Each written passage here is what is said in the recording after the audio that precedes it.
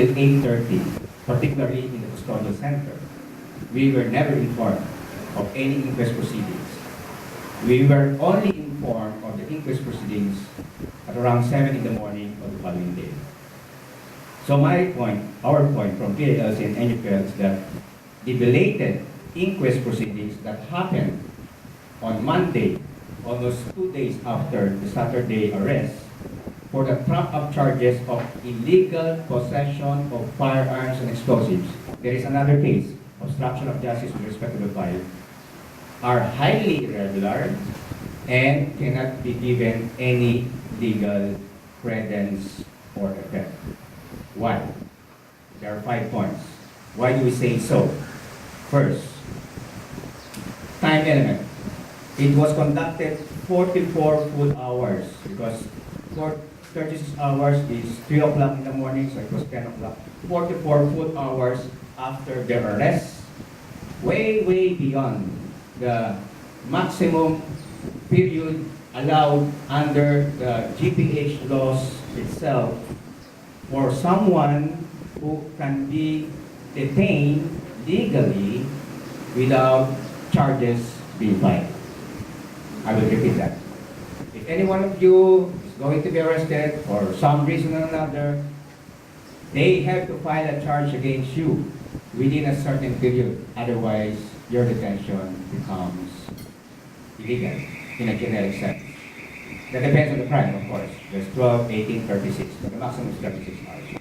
But it was conducted 44 hours after the arrest. Second point. The inquest, ito yung sa fiscal, na? The inquest proceedings were conducted where? Not in Cebu, but 355 miles away from Cebu, in Quezon City, right in the camp. That is an anomalous practice. Third point, and I will elaborate this furthermore. The evidence were simply, categorically, we say so, planted. It is incumbent now on the GPH, not on the Tiamzons, not on the lawyers. I'm sorry, Mr. Coloma, that's not the way things happen in court. It is incumbent on the prosecution to prove the integrity, the chain of custody, the admissibility of the alleged firearms and explosives allegedly taken from our clients. Almost all of us know that the presumption of innocence benefits the accused or respondent. And the burden of proof does not shift to the accused or the respondent. It remains in the prosecution. So it's strange for the government to ask the Tiamzons to prove that the evidence is planted. The burden is on them.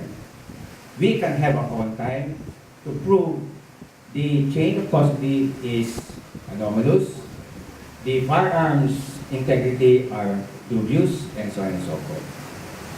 I will go back to the planting of evidence later on. The fourth point is that, obviously, since they are saying that there are already warrants, Northern Samar, Leyte, Inupakan yata, no? Inupakan, sa Kalawang yata, Northern Samar. New false and fabricated charges were filed as an afterthought. Why? To cover previous fatal infirmities in whatever warrants that are existing only 2 days after the incident. And finally, on this second major point, I already mentioned this. Why did the police not inform the detainees as well as the lawyers of the inquest? Okay. On the planting of evidence, what are the batches? Okay. Aside, of course, from the clear statement of the spouses that they do not, as well as the five as well, they do not have any firearm or explosive of any kind in their actual or even constructive possession. And I think that was even validated by the raid yesterday in the House. Why was it planted? Because of the time lapse. Secondly, the very inventory of the police does not contain any of these firearms and explosives. I now doubt whether we're going to produce that because it will expose them. Because at the time that there was an inventory, there were no firearms and explosives. Now, 2 days after, voila, puppies and kittens turned into grenades and guns.